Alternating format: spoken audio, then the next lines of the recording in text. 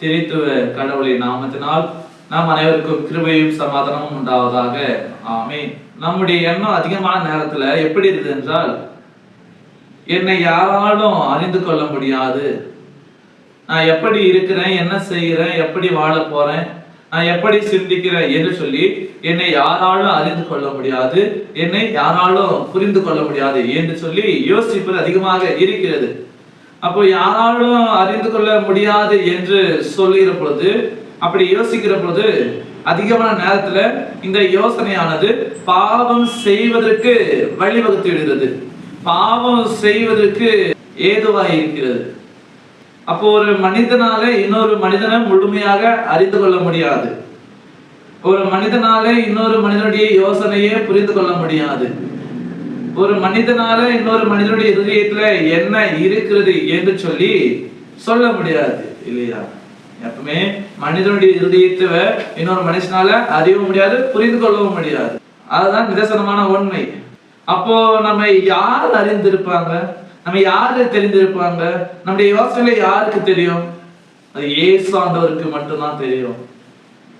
இயேசுக்கு மட்டுமே நம்முடைய யோசனை, நம்முடைய சிந்தனை எல்லாருமே அறிந்தவராக இருக்கிறார். இயேசு ஆண்டவர் நம்மை முற்று முழுவதுமாக அறிந்தவராக இருக்கிறார். யூதாஸ் காரியோத் தான் தன்னை காட்டி கொடுக்க போகிறான் என்பதை கூட அறிந்திருந்தார்.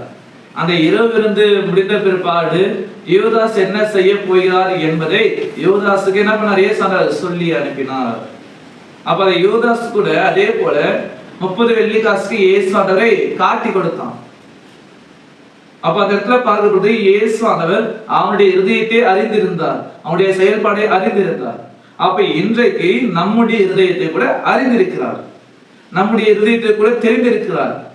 அதுதான் வேதம் சொல்கிறது. எரேமியாவின் புத்தகம் 12ஆம் அதிகாரம் 3ஆம் வசனம் இப்படியாக சொல்கிறது, கர்த்தாவே நீர் என்னை அறிந்திருக்கிறீர், என்னை காண்கிறீர், என் இருதயம் உமது விஷயமாய் எப்படி இருக்கிறது என்று ஆராய்ந்து அறிகிறீர்.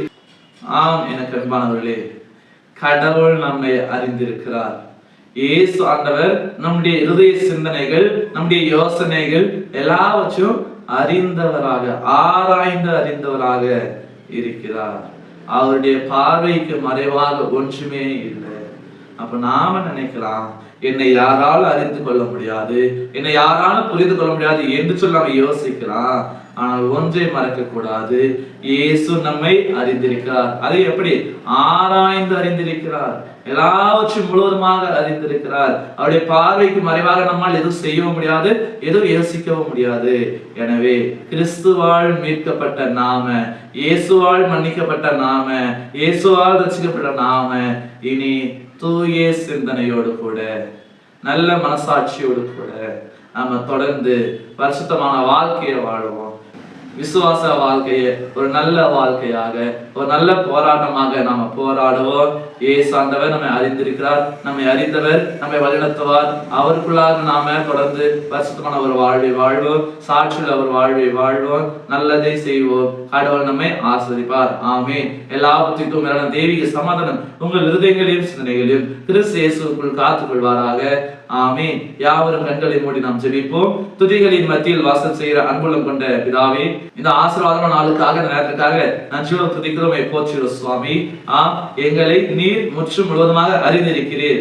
நாங்கள் தவறான சிந்தனையில என்னை யாராலும் அறிந்து கொள்ள முடியாது என்ற ஒரு மேட்டுமையான எண்ணத்தோடு வாழ்ந்து பாவம் செய்யாதபடிக்கு இயேசு என்னை அறிந்திருக்கிறார், இயேசு என்னை ஆராய்ந்து அறிந்திருக்கிறார் என்ற அந்த சிந்தனையோடு கூட நான் தொடர்ந்து உமக்குள்ளாக பரிசுத்தமான ஒரு வாழ்வை வாழ, நல்ல போராட்டத்தை போராட, நற்காரியங்களை செய்து வாழ நீர் உங்கள் தூய ஆவி வழியாக எங்களை பலப்படுத்த வேண்டுமா கூட நாங்கள் ஜெபிக்கிறோம். என்னுடைய சிந்தனைகள், என்னுடைய யோசனைகள் எல்லாவற்றையும் நீதாமே நன்மையானதாக மாற்றி கொடுக்க வேண்டுமா ஜெபிக்கிறோம். அப்படியாக நாளில் கூட நாங்கள் கைது செய்ய போகிற ஒவ்வொரு எல்லா வேலைகளுக்காக நாங்கள் ஜெபிக்கிறோம். நாங்கள் எடுக்க போகிற எல்லா பயணங்களுக்காக நாங்கள் ஜெபிக்கிறோம். மாறாத தெய்வீக கரம் எங்களோடு தங்கி இருக்கும்படியாக எங்களை நடத்த வேண்டுமா நாங்கள் ஜெபிக்கிறோம்.